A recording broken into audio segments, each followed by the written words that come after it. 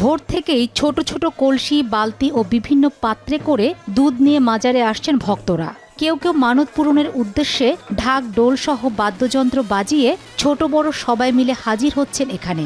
পাপ মুক্তি, মনের আশা পূরণ ও মানত সফল হওয়ার বিশ্বাসে ভিড় করছেন অসংখ্য মানুষ।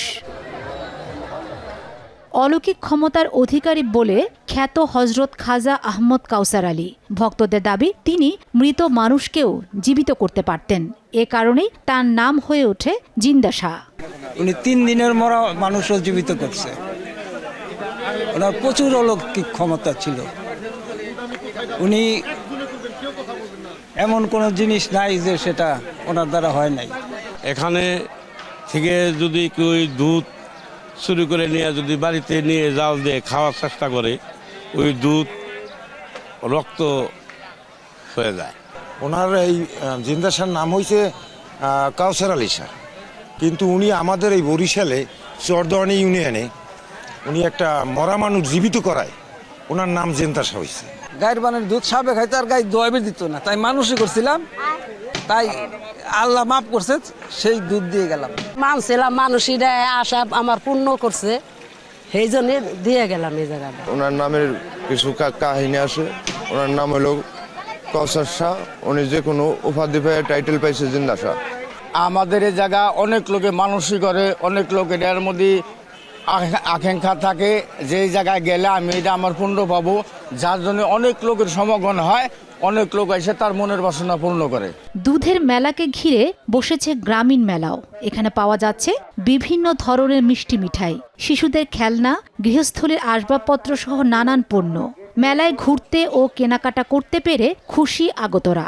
হিন্দু আর মুসলমান সবাই মিলাজিলাইছে, সবার সাথে সবাই দেখা হইতেছে, অনেক মানুষ দেখতেছি, আসতেছি, ঘুরবার লাগছি, ফিরবার লাগছি। ছেলে আসছে, আমার ভাইস্তা আসছে, আমার বোন আসছে, আমার হাজবেন্ড আসছে। আমরা মেলায় অনেক কিছু খাবার খাইলাম আর বাচ্চারা খেলনা কিনলো। ফ্যামিলি ট্যামিলি নিয়ে আসছি।